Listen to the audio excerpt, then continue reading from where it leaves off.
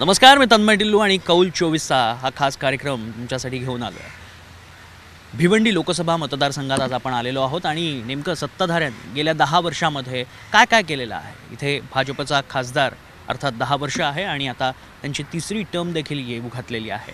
Ticket declare झालेलं आहे कपिल पाटील यांना आणि त्यामुळेच या पुढची गणितं कशी असतील, राजकारण कसं रंगतंय, गेल्या 10 वर्षात इथं काय काय घडामोडी घडल्या आहेत, सत्ताधाऱ्यांना काय वाटतंय आणि विरोधकांचं काय मत आहे, पुढचं विजन कसं असणार आहे तेच जाणून घ्यायचं आहे। आणि त्यासाठी चालू आहे भिवंडी लोकसभा मतदारसंघाच्या या मैदानामध्ये।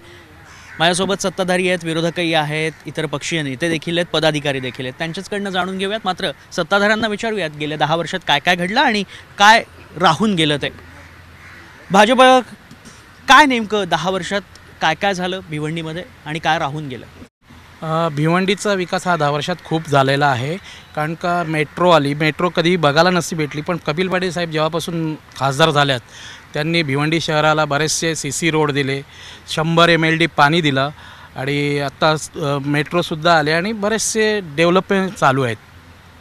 अगदी डेव्हलपमेंट झालेलं आहे असं सत्ताधाऱ्यांचं म्हणणं आहे। निश्चितच म्हणजे गेल्या 10 वर्षात कपिल पाटील हे सातत्यानं प्रयत्न करताना पाहायला मिळालेत असं त्यांचं म्हणणं आहे, असा दावा केला जातो आहे। तिकीट डिक्लेअर झालेलं कपिल पाटलांना। मात्र एक विरोधक म्हणून तुम्ही कसं बघताय भिवंडीकडे आणि सर्वांगीण लोकसभा मतदारसंघाकडे?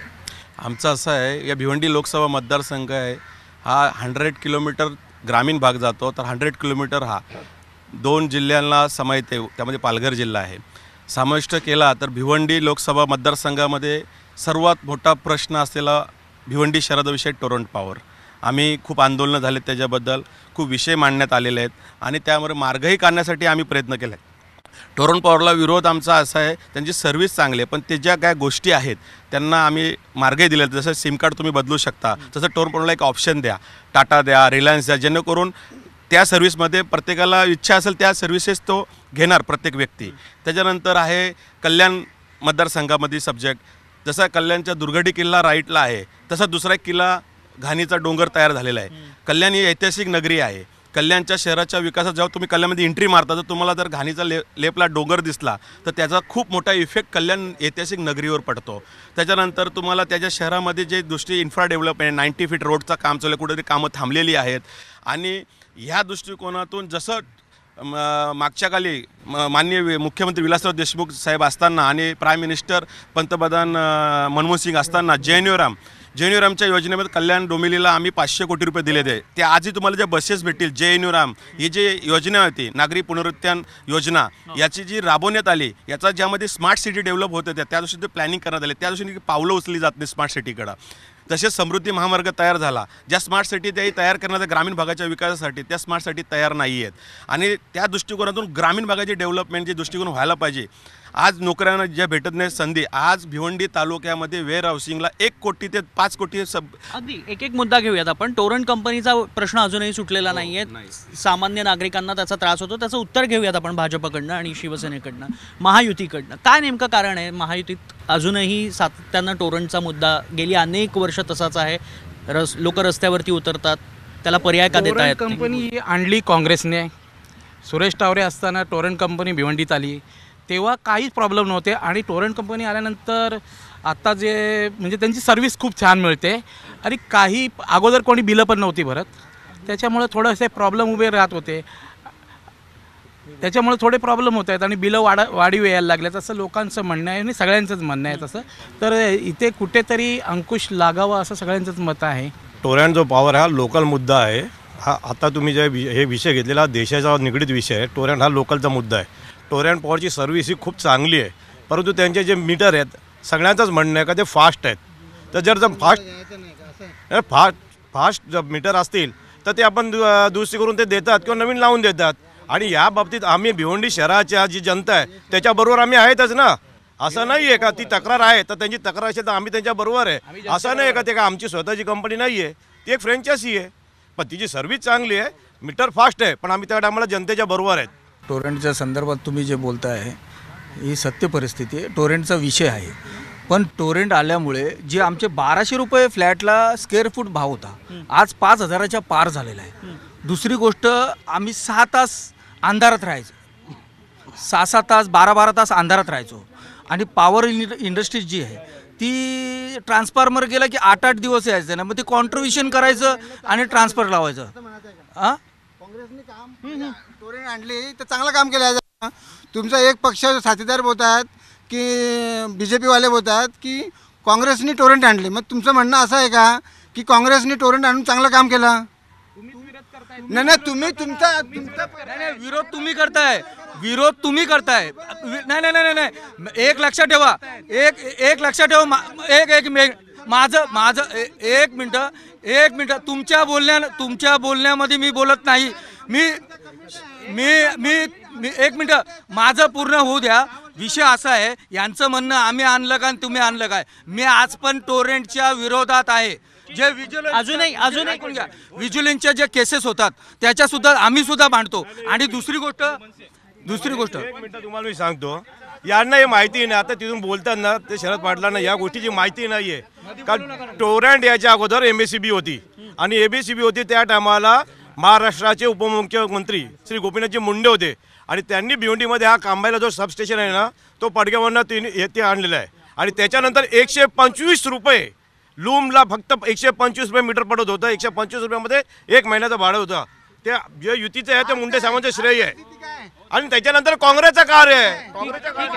आजची परिस्थिती असं आहे, आज शहरामध्ये जी मुख्य जो धंदा आहे, व्यवसाय जो आहे, हा लघुउद्योग कपड्याचा धंदा आहे.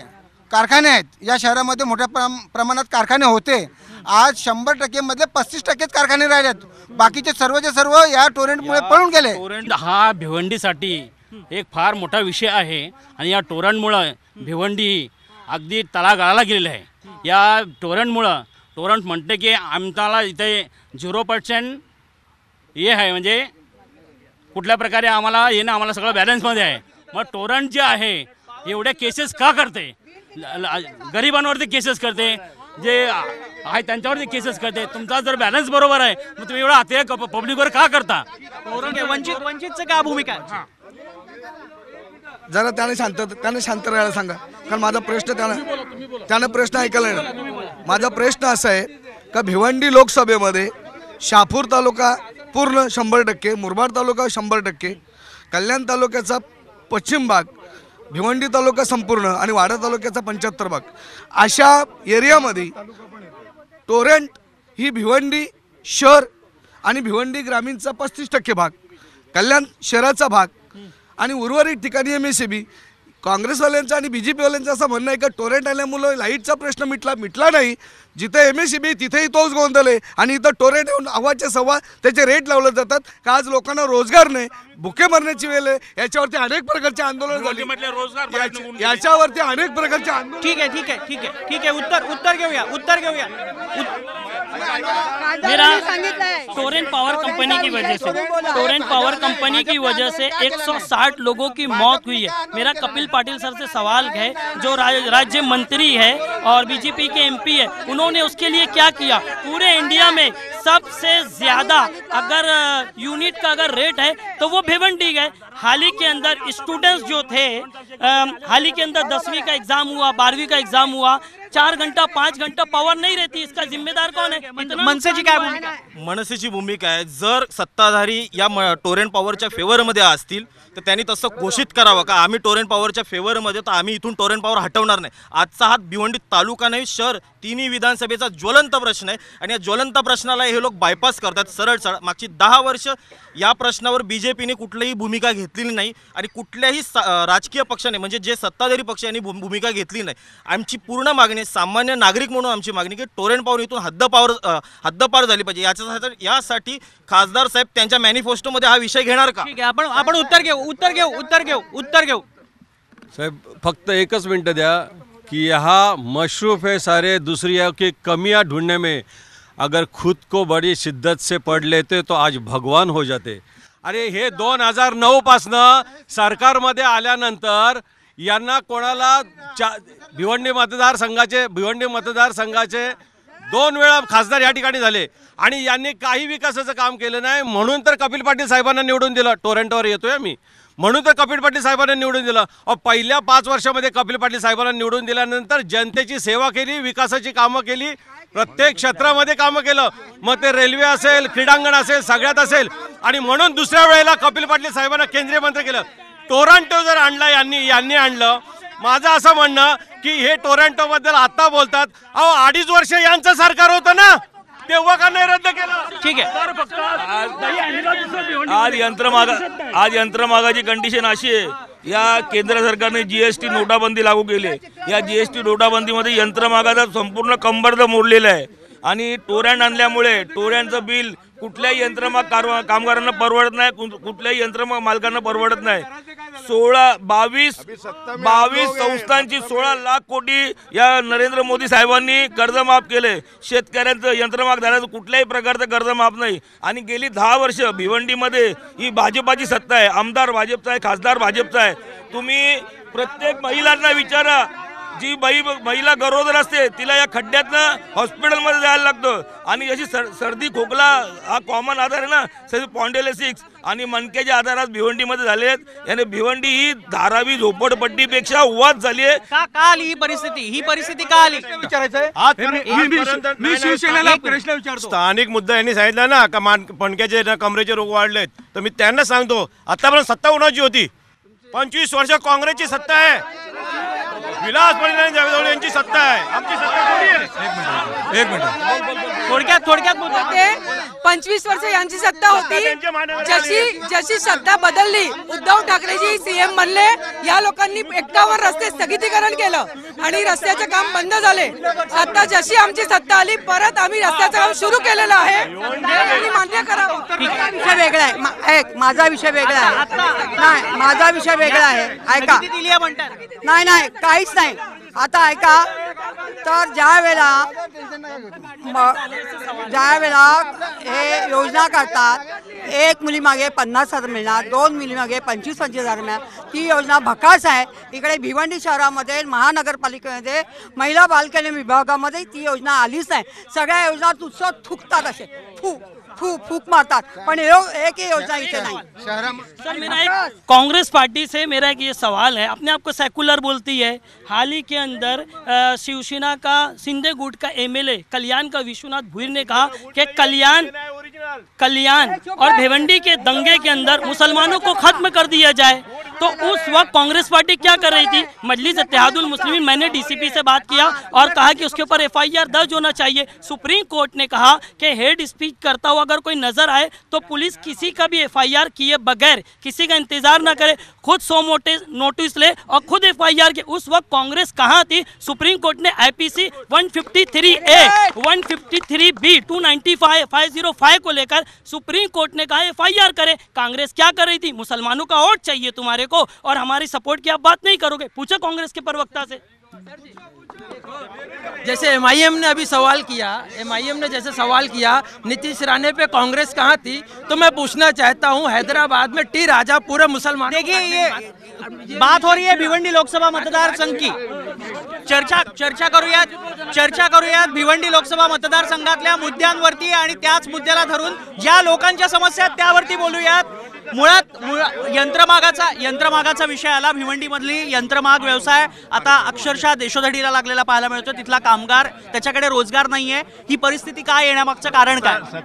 आज जेही याचं कारण आहे, मागच्या वेळी माननीय विलासराव देशमुख साहेबांनी 400 करोड रुपये या यंत्रमागाला सबसिडी दिली होती आणि आताच्या तर या सर्व यंत्रमागाच्या याच्यामधून ज्या बिलामध्ये सबसिडी होती त्याच्यात यंत्रमागावर प्रेशर पडले, यांचे रेट कंट्रोल केले जात नाही। यांचे रेट आज ज्या गोष्टी कमिटी जी असते यंत्रमागाचे सेंट्रल गव्हर्नमेंट आणि याच्यामध्ये जर तुम्हाला जर खादी उद्योग जर तुम्हाला डेव्हलप करायचा आहे, खादी उद्योग, तर त्याला सेंट्रल गव्हर्नमेंटच्या पॉलिसीज आहेत।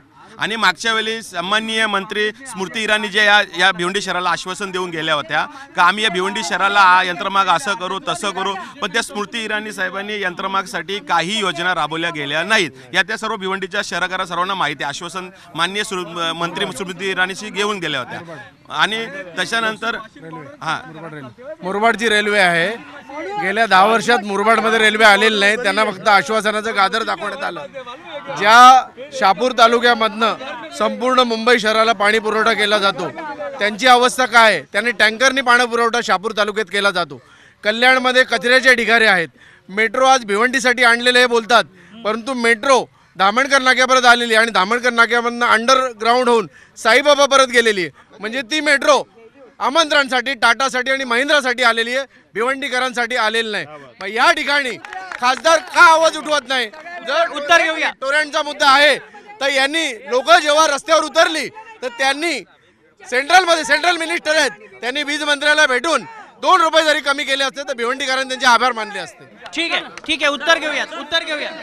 एक मिनिट असा आहे, सर्वात यंत्रमागाचा विषय सुरू आहे. यंत्रमाग कामगार देशोधडीला लागायची वेळ आली आहे.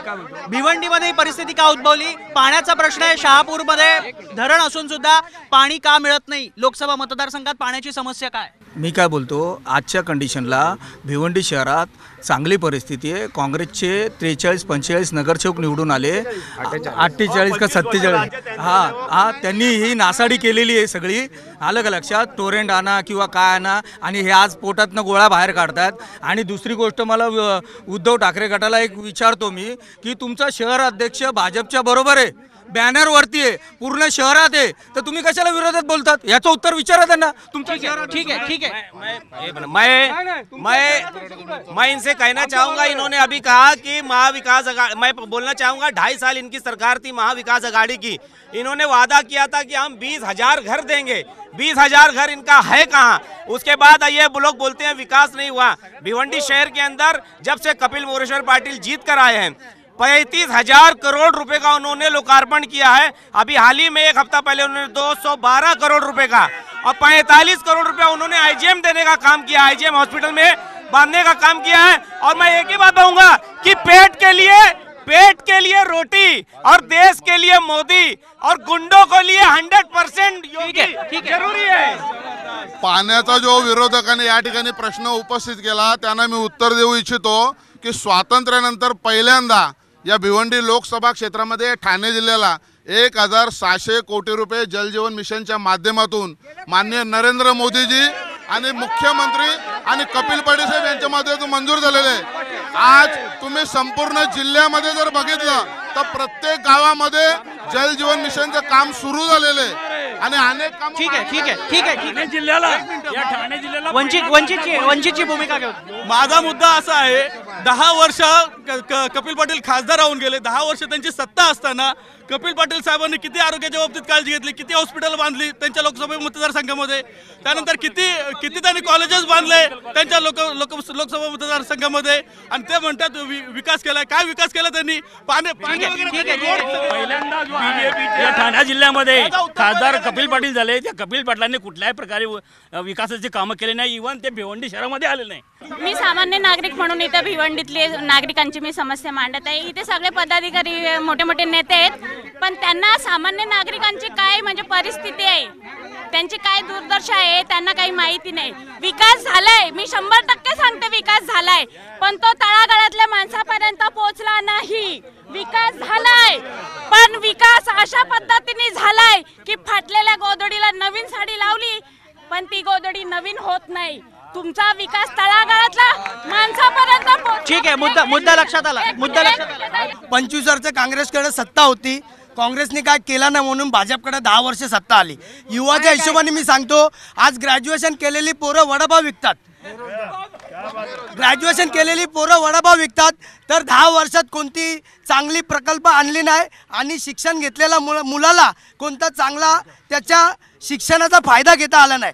आणि एखादा मुलगा एखादी डिग्री घेण्यासाठी मुंबईला जातो आणि मुंबईला जात असताना त्याला पहिले कल्याणवरून प्रवास करायला लागतो. भिवंडीला स्टेशन असताना एक भिवंडीत 10 वर्षातून एक लोकल चालू करू शकले नाही. एक लोकल चालू करायला पाहिजे होती ना त्यांनी. मग युवासाठी त्यांनी काहीतरी करायला पाहिजे. मग 10 वर्ष भाजपची सत्ता असताना पण काय केलं? लोकसभा निवडणुकीचंही पडघम आता वाजू लागलेले आहेत आणि लोकसभा निवडणूक अगदी बोटावरती मोजण्या इतकी दिवसांवरती आलेली आहे. आणि अशामध्येच अर्थातच आरोप प्रत्यारोप होत राहणार. हे प्रश्न सुटतात का, ते प्रश्न कायम राहतात, ते पाहणं महत्वाचं असणार आहे.